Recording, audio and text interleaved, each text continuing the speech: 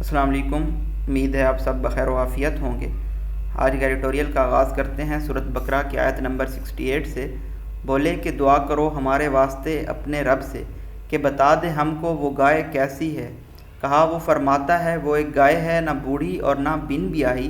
درمیان میں ہے بڑھاپے اور جوانی کے، اب کر ڈالو جو تم کو حکم ملا ہے۔ آج کے ہمارے پہلے ایڈیٹوریل کا ٹائٹل ہے establishment's role. Since the inception of Pakistan, there was widespread role of military appointments on political situation of Pakistan۔ اسی طرح سے اب نئی ملٹری تقرریاں ہوئی ہیں، ٹرانسفرز ہوئے ہیں، ان کا پاکستان کی سیاست پہ کیا اثر ہوگا، یہ تمام چیزیں ہم اس ایڈیٹوریل میں اسٹڈی کریں گے۔ آلتو جو فنکشنل ڈیموکریسیز ہوتی ہیں پوری دنیا میں، جہاں پہ جمہوریت پائی جاتی ہے، وہاں پہ آفیسرز کا پروفیشنلزم دیکھا جاتا ہے اور یہ دیکھا جاتا ہے کہ وہ اپنی ذمہ داری کے ساتھ یہ ڈیوٹیز جو ان کو دی گئی ہیں وہ ان کو نبھا پائیں گے، اور کیا ان کو ان مشکلات کا، چیلنجز کا ادراک ہے جو ان کے آگے ان کو سامنے درپیش آنے والے ہیں۔ اسی طرح سے ملٹری کے پریویس ماضی میں رولز بتائے گئے ہیں کہ آئی جے آئی یعنی کہ اسلامی جمہوری اتحاد، جو کہ رائٹ ونگ کنزرویٹیو الائنس ہے، یہ فارم ہوئی تھی سپٹمبر 1998 میں۔ غلام مصطفیٰ جدوئی اس کے فاؤنڈر تھے اور جو لیڈر تھے وہ نواز شریف صاحب تھے، اور بعد میں یہ پی ایم ایل این میں کنورٹ ہو گئی تھی۔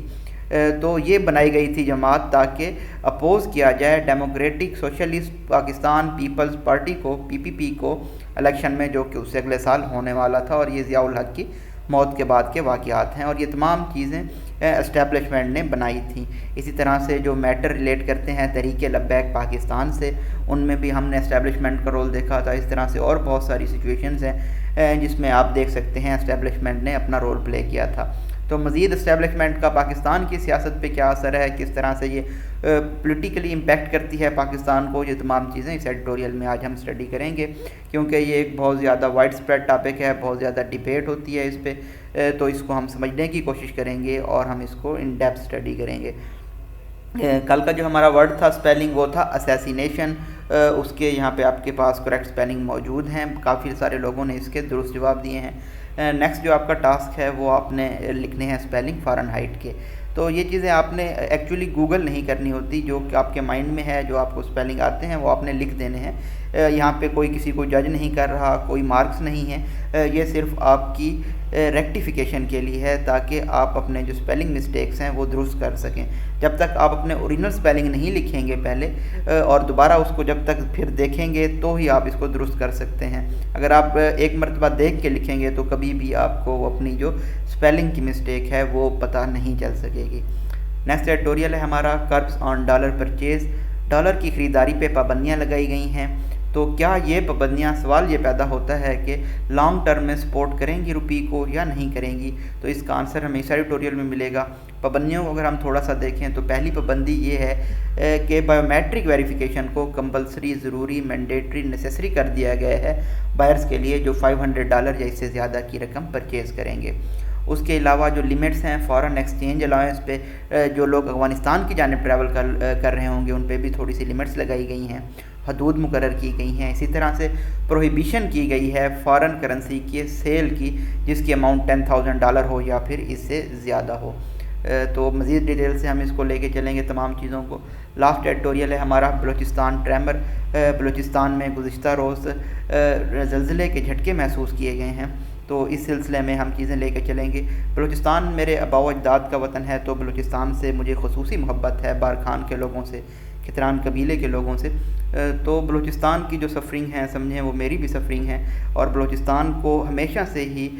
پاکستان کا جو قومی دھارا ہے اس میں شامل نہیں کیا گیا، اور بہت ساری محرومیوں کا شکار ہے بلوچستان۔ اس کا تخمینہ صرف اسی انداز سے لگایا جا سکتا ہے اگر آپ کبھی بلوچستان کو وزٹ کریں تو آپ کو معلوم ہوگا کہ بلوچستان میں کتنی زیادہ محرومیاں ہیں۔ زلزلے سے متعلق اگر ہم ٹاؤن پلاننگ کی بات کریں تو دو چیزیں ہوتی ہیں، ایک پریونٹیو پلاننگ ہوتی ہے اور ایک ری ایکٹیو پلاننگ ہوتی ہے۔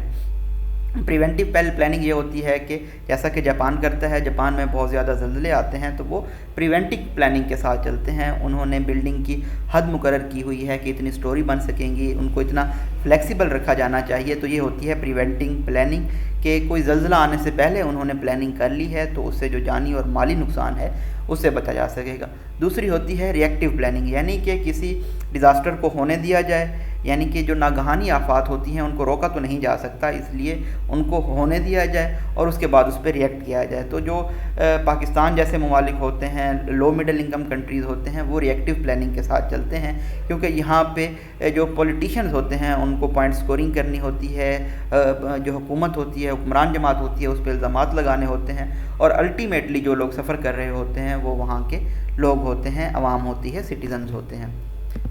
نئے آنے والے ویورز کو بتاتے چلیں، گرین کلر میں ہمارے پاس امپورٹنٹ فگر اینڈ فیکٹس ہوں گے، یلو کلر میں ہمارے پاس ڈیفیکلٹ ورڈز کے میننگ ہیں، ایکوا کلر میں ہمارے پاس ڈسکورس مارکر ہیں، اور ریڈ کلر میں ہمارے پاس پنکچویشن مارکس ہوں گے۔ اگر آپ خود سے یہ ایڈیٹوریل اسٹڈی کرنا چاہتے ہیں تو آپ پلے اسٹور سے خان ورچوئل اکیڈمی کی ایپ انسٹال کر سکتے ہیں، وہاں پہ تمام ایڈیٹوریلز ہائی لائٹڈ فارم میں موجود ہیں۔ اگر آپ کو کوئی پرابلم پیش آتی ہے تو آپ مجھے ای میل بھی کر سکتے ہیں تاکہ جو مسائل ہوں ان کو حل کر سکیں ہم ایک ساتھ چل کے۔ اس کے علاوہ آپ کی اگر کوئی ریکمنڈیشن سجیشن ہوتی ہے تو وہ بھی ضرور دیا کریں تاکہ مزید بہتری لائی جا سکے اور مزید سبجیکٹس کو، مزید ٹاپکس کو ہم انوالو کر سکیں ڈان ایڈیٹوریل کے ساتھ ساتھ۔ اگر آپ نے ابھی تک چینل کو سبسکرائب نہیں کیا تو ضرور سبسکرائب کر لیجئے گا تاکہ ڈیلی اپڈیٹس آپ تک پہنچتی رہیں۔ تو سٹارٹ کرتے ہیں اپنے فرسٹ ایڈیٹوریل کے ساتھ، اسٹیبلشمنٹ کا رول کیا رہا ہے پاکستان کی سیاست میں۔ The change of command at the I S I میں کمان کی تبدیلی has become a subject of intense media coverage and discussion, یہ ایک موضوع بن چکا ہے ایکسٹریم میڈیا کوریج اور مباحثے کا۔ اگر ہم اس پورے سنٹینس کو پڑھیں تو ہم کہیں گے کہ آئی ایس آئی میں کمان کی تبدیلی ایک شدید میڈیا کوریج اور ڈسکشن کا موضوع بن چکا ہے۔ The military on Wednesday notified a number of important transfers and posting, بدھوار والے دن ملٹری نے نمبر آف اہم ٹرانسفرز اور پوسٹنگ کا نوٹیفیکیشن جاری کیا۔ That included the appointment of new director general of I S I, جس میں نئی اپوائنٹمنٹ کی گئی ہے، نئے ڈی جی لگائے گئے ہیں آئی ایس آئی کے، لیفٹیننٹ جنرل ندیم احمد انجم صاحب، اور انہوں نے ریپلیس کیا ہے لیفٹیننٹ جنرل فیض حمید صاحب کو، جو کہ اب پشاور کارپس کے کمانڈ لگائے گئے ہیں۔ تو یہ دو چیزیں ہیں جو آپ سے ایم سی کیوز میں بھی پوچھی جا سکتی ہیں کرنٹ افیئرس کے، یا پھر جو پی پی ایس سی کے دوسرے پیپرز ہوتے ہیں وہاں پہ آپ سے یہ ایم سی کیوز میں یہ کویسچن آ سکتا ہے کہ ڈی جی آئی ایس آئی کون ہیں، پشاور کارپس کے کمانڈنٹ کون ہیں۔ دا بریتھ لیس وال ٹو وال کومنٹری، اس کے اوپر جو بہت زیادہ ایکسٹینسو بغیر کوئی سانس لیے کومنٹری کی جا رہی ہے میڈیا پہ ان اپوائنٹمنٹس کے اوپر، is a sad reflection on the state of affairs in the country, تو یہ ایک افسوسناک عکاسی ہے کہ ہمارے ملک کے معاملات کس طرح سے چلتے ہیں۔ Where such appointments have acquired a larger then life image, جہاں پہ اس طرح کی اپوائنٹمنٹس نے بہت زیادہ اٹریکشن، اسپیشل اٹینشن حاصل کی ہے، because of over sized role that the establishment plays in the affairs of state, کیونکہ جو اسٹیبلشمنٹ ہے ہمارے ملک کی وہ ملک کے معاملات میں، ریاست کے معاملات میں بہت زیادہ اہم کردار ادا کرتی ہے۔ ان نارملی فنکشننگ ڈیموکریسیز، جو عام طور پہ نارمل فنکشن کر رہی ہوتی ہیں جمہوری ریاستیں، the discussion on the appointments in intelligence agencies revolves around the professionalism of officer, تو وہاں پہ ان اپوائنٹمنٹس کی جو انٹیلیجنس ایجنسیز کی اپوائنٹمنٹس ہوتی ہے وہاں پہ کس بات پہ ڈسکشن ہوتی ہے کہ کتنا زیادہ آفیسر میں پروفیشنلزم پایا جاتا ہے اپنی ذمہ داری کے ساتھ، اور جو ان کو مشکلات آگے درپیش آنے والی ہیں۔ ان پاکستان، اگر ہم پاکستان کی بات کریں، sadly the debate is focused on the political impact of such appointments,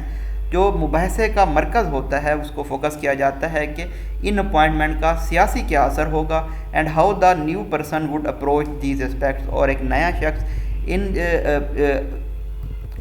پہلوؤں کو کس طرح سے اپروچ کرے گا، which have over the year become part and parcel of intelligence work, جو کہ کئی سالوں سے بہت زیادہ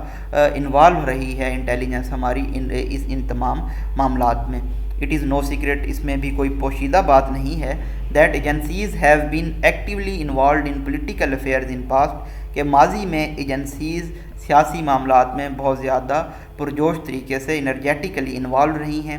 دا فارمیشن آف آئی جی آئی، یہاں پہ ہم کچھ ایگزامپل دیکھتے ہیں۔ اسلامی جمہوری اتحاد بنایا گیا، یہ ایک پولیٹیکل الائنس تھی جس کو بنایا گیا ملٹری رولر جنرل ضیاء الحق کی موت کے بعد۔ یہ ہینڈی ورک تھا اس طرح کی ایجنسیز کا، and this has now been officially acknowledged in front of the supreme court, اور اس کو اب مانا جاتا ہے، تسلیم کیا جاتا ہے، ایکنالج کیا جاتا ہے سپریم کورٹ کے سامنے بھی۔ The agencies also played a role in the events surrounding the ان ایجنسیز نے اہم کردار ادا کیا ہے. جو معاملات ہوئے تھے army chief general Raheel Sharif کو ایکسٹینشن دینے میں, they were also major players in handling matters related to Tehreek Labbaik Pakistan. یہی میجر پلیئرز تھے جو تحریک لبیک پاکستان سے ریلیٹڈ میٹرز کو ہینڈل کر رہے تھے. These are just a few of numerous examples, بہت ساری مثالوں میں سے یہ کچھ مثالیں ہیں, that portray how the agencies continue to shape and influence matter, جو یہ ظاہر کرتی ہیں, مینیفیسٹ ڈسپلے کرتی ہیں کہ کس طرح سے یہ ایجنسیاں معاملات کو شیپ کرتی ہیں اور ان پہ اثر انداز ہوتی ہیں جو کہ ان کے آفیشیل سفیر سے باہر ہوتے ہیں.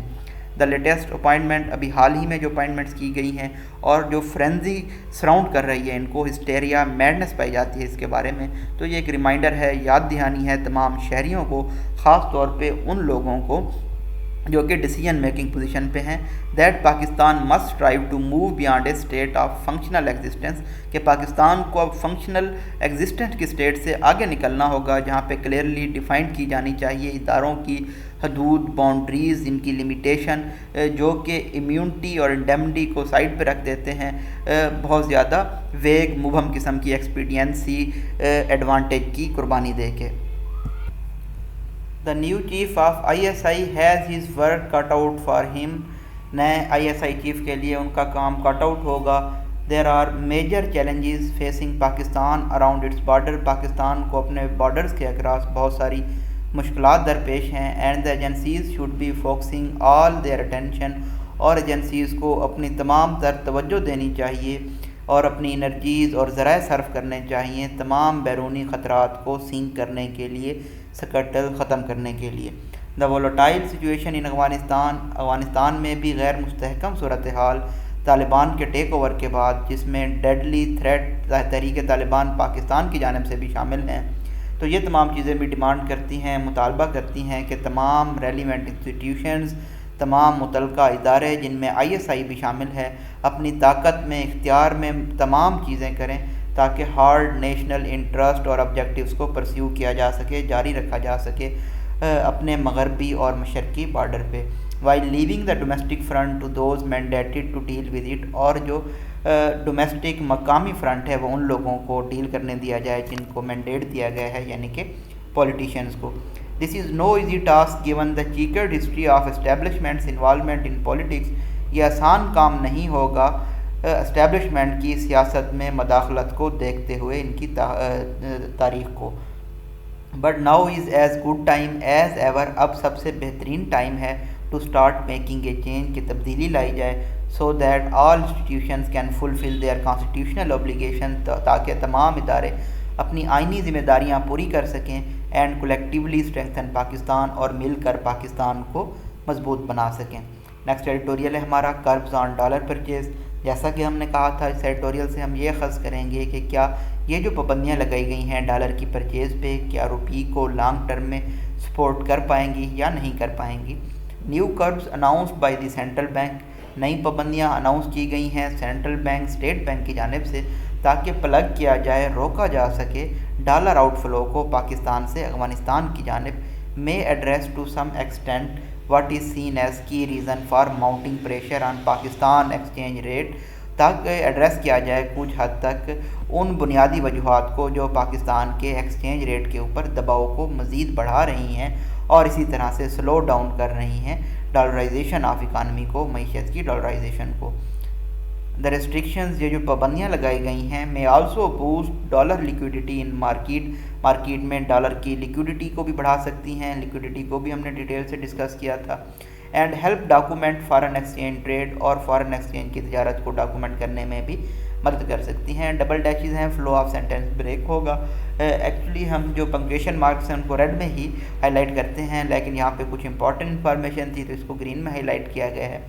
ان پابندیوں کے متعلق بتایا گیا ہے جو کہ ڈالر کے اوپر لگائی گئی ہیں, جس میں ضروری بایو میٹرک ویریفیکیشن چاہیے ایسے بائرز کے لیے جو $500 یا اس سے اوپر کی پرچیز کریں گے. اسی طرح سے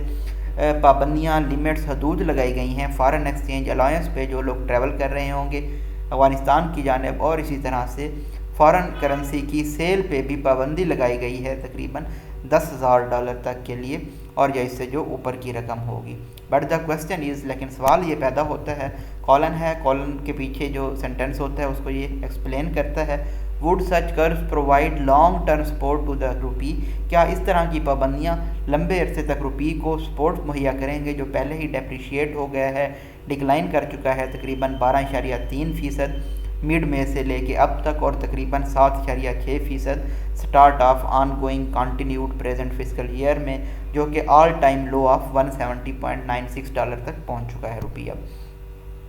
a decline is but a symptom of chronic illness, جو روپی کا ڈکلائن ہے، زوال ہے، یہ علامت ہے ایک بہت پرانی بیماری کی، کرونک ایلمنٹ، ایلنس آف معیشت کی۔ ان ادر ورڈ، دوسرے اگر ہم الفاظ میں کہیں تو جو ہماری ملک کی کرنسی ہے وہ رسپانس ہے ٹو دی برجیننگ ٹریڈ ڈیفیسٹ، بڑھتے ہوئے تجارت کے خسارے کی جانب، جو کہ تقریباً ڈبل ہو چکا ہے جولائی سپٹمبر کے پیریڈ سے لے کے، جو کہ پچھلے سال تھا، اب تک یہ ڈبل ہو چکا ہے، اور اس کے ساتھ ساتھ جو پرائس انفلیشن ہے، مہنگائی کی بڑھتی ہوئی شرح ہے، یہ اس کے تمام اثرات نظر آ رہے ہیں ہمیں۔ The policy makers appear to have blind sided by a rapid growth, ہمارے پالیسی میکرز نہیں دیکھ پا رہے تھے کہ جو وہ ریپڈ گروتھ کو کنٹینیو کرنا چاہ رہے ہیں، ملک کی جی ڈی پی کو بڑھانا چاہ رہے ہیں، تو ڈومیسٹک ڈیمانڈ اس سے بڑھے گی، مہنگی امپورٹس درآمدات بڑھیں گی، جو کہ ایک بہت زیادہ جاری رکھی انہوں نے relentless careless pursuit کیا higher G D P growth کا، ایک بہت زیادہ ایکسٹینسو فسکل اور مانیٹری پالیسیز جاری رکھ کے 2023 کے الیکشن سے پہلے اس کے جو اثرات تھے وہ اب ہمیں نظر آنا شروع ہو چکے ہیں۔ Such factors as the out flow of dollar to Afghanistan, اس طرح کے کچھ فیکٹر جیسا کہ آؤٹ فلو ہے ڈالرز کا افغانستان کی جانب، اور اسی طرح سے not so cozy not convenient relationship ہے ہمارا آئی ایم ایف اور واشنگٹن کے ساتھ، اور ہائر یو ایس ٹریجری کے جو ریٹس ہیں انہوں نے تمام یہ چیزیں صرف ایگزیسربیٹ کی ہیں، بڑھا دی ہیں ہماری پہلے سے ہی مسائل شدہ صورتحال کو۔ اٹ از گڈ ٹو سی، یہ دیکھنا اچھا ہے کہ فسکل اور مانیٹری حکام اب انہوں نے فائنلی کوئی ایکشن لیا ہے اس کوشش میں کہ کنٹرول کیا جائے ری ایمرجنس آف ولنریبلٹیز کو، جو رسک ہے معیشت کو، اس کو کنٹرول کیا جا سکے۔ But such ad hoc steps can not be substitute for sound economic policies, لیکن اس طرح کے جو ایڈ ہاک سٹیپس لیے جاتے ہیں، ٹیمپریری سٹیپس لیے جاتے ہیں، یہ متبادل نہیں ہو سکتے ایک ساؤنڈ روبسٹ قسم کی معیشی پالیسیز کا اور گہری اسٹرکچرل اصطلاحات کا۔ یعنی کہ معیشت کو ٹھیک کرنا ہے تو اصطلاحات لانی ہوں گی، روبسٹ معیشی پالیسیز لانی ہوں گی۔ اس طرح کے جو ٹیمپریری سٹیپس لیے جاتے ہیں یہ معیشت کو ٹھیک کرنے کا حل نہیں ہے۔ As long as these simple home truths continue to elude our policy maker, جب تک یہ جو چھوٹی چھوٹی سچائیاں ہیں یہ ڈاج کرتی رہیں گی ہمارے پالیسی میکرز کو، all attempts to push higher economic growth without increasing domestic productivity, تو جو تمام کوششیں کی جاتی ہیں ہائر اکنامک گروتھ کو پش کرنے کے لیے بغیر کسی ڈومیسٹک پروڈکٹیوٹی کے اور ایکسپورٹس کو، برآمدات کو بڑھائے بنا، تو یہ ہمیں پھر وہیں پہ لے جائے گا جہاں سے پہ ہم آج کھڑے ہیں اور آج کہاں پہ ہم کھڑے ہیں؟ At the brink of crisis, بحران کے ہم دہانے پہ کھڑے ہیں۔ یعنی کہ پاکستان کی ہم نے ایک ٹرم پڑھی تھی کہ اپس اینڈ ڈاؤنز ہیں پاکستان کی معیشت میں، کہ یہ اوپر چلی جاتی ہے پھر نیچے چلی جاتی ہے، جس کو نام دیا تھا ٹرافس اینڈ سم تھنگ ایلس،